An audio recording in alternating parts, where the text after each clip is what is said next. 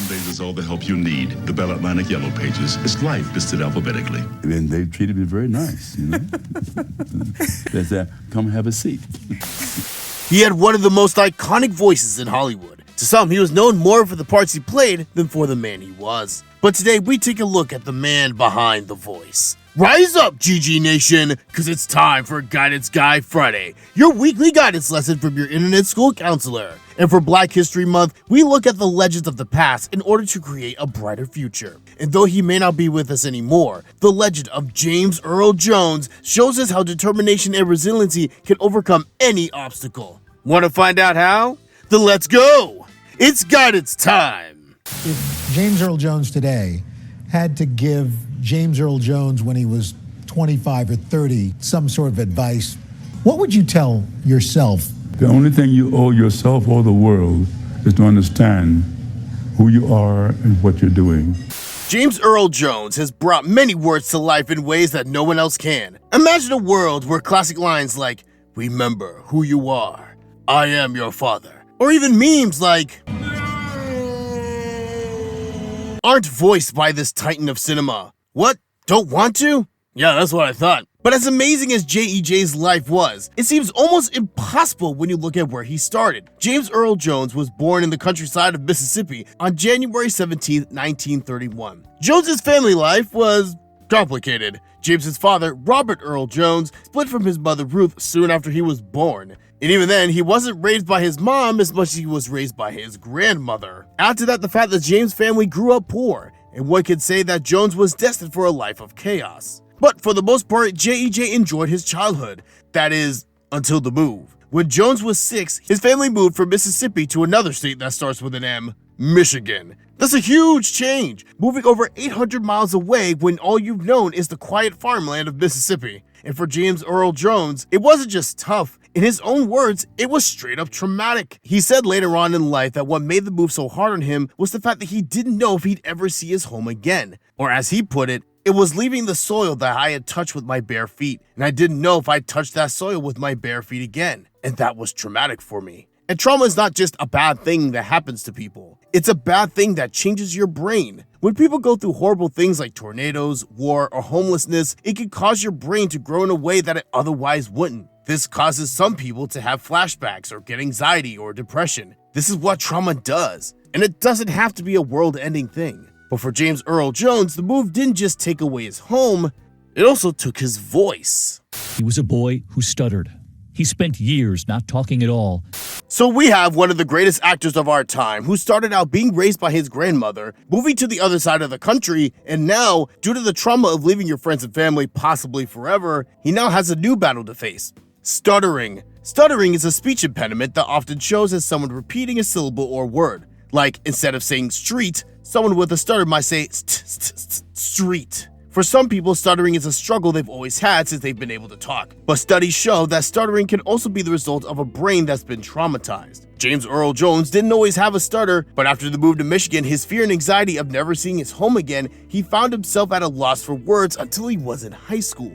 In fact, his stutter was so bad that J.E.J. straight up gave up on talking altogether. This is facts. One of the most recognizable voices of our time started out as a kid who didn't talk. And as it turns out, it's kind of hard to make friends if you don't talk to anybody. So not only was James's brain literally stopping him from sharing his thoughts and feelings, it was preventing him from meeting new people in a new place that he was forced to live in. But even though his body was failing to communicate, his mind found a way through. Jones was a talented poet growing up. It would craft works so great that no one would believe that it was the stuttering kid who never talked who penned it. In fact, it was one of James Earl's teachers that was able to inspire the young legend in the making to recite one of his poems out loud in front of the class. And, well, you know what? I'm gonna let the man explain it himself. And Donald Crouch used that as a reason to challenge me. He said, I don't think he said, this is a good poem. It's so good, I don't think you wrote it.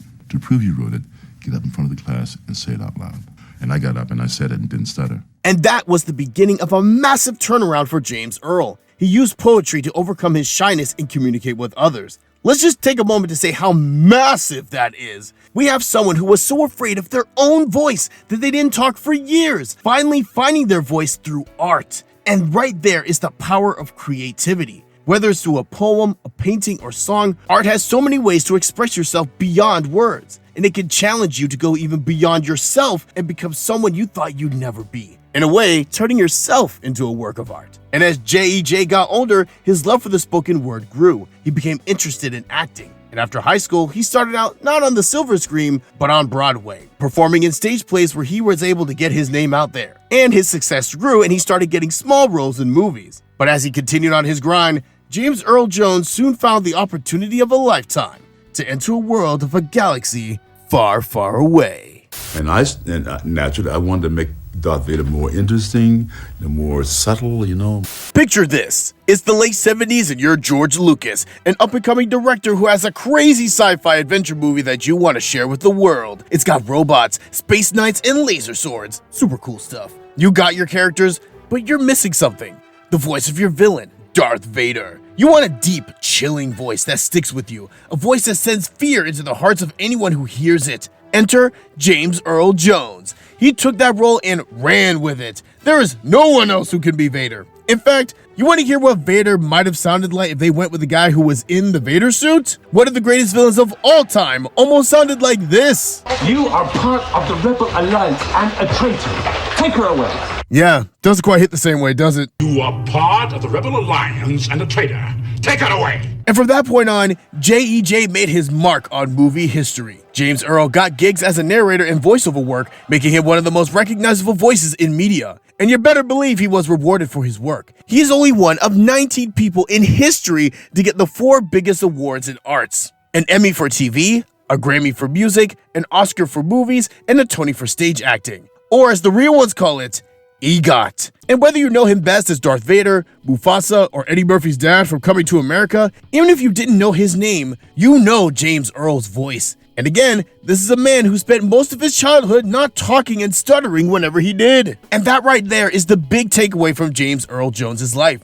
Don't limit yourself. If J.E.J. had stayed in his funk of despair after leaving Mississippi, if he had not taken on his teacher's challenge to read his poem out loud, if he had never found a way past his stuttering, then the world would have missed out on the talents of a man who persevered and overcame his own limitations. What is stopping you from getting the life that you want? Maybe it's a medical thing like J.E.J., or maybe you're shy yourself. Trust me when I say that those obstacles, as real as they are, can be worked around, even if you can't get rid of them. Because James Earl never actually got rid of his stutter. He always had it. That doesn't mean that it has to turn into an excuse as to why you can't accomplish your goals. Ask yourself what you like. Maybe it's poetry, or sports, or dancing. Use that thing to overcome your fears just like James Earl did. Use your strengths to overcome your weakness. James Earl Jones left behind more than just iconic lines and a recognizable voice, but a blueprint for becoming whoever you want to be.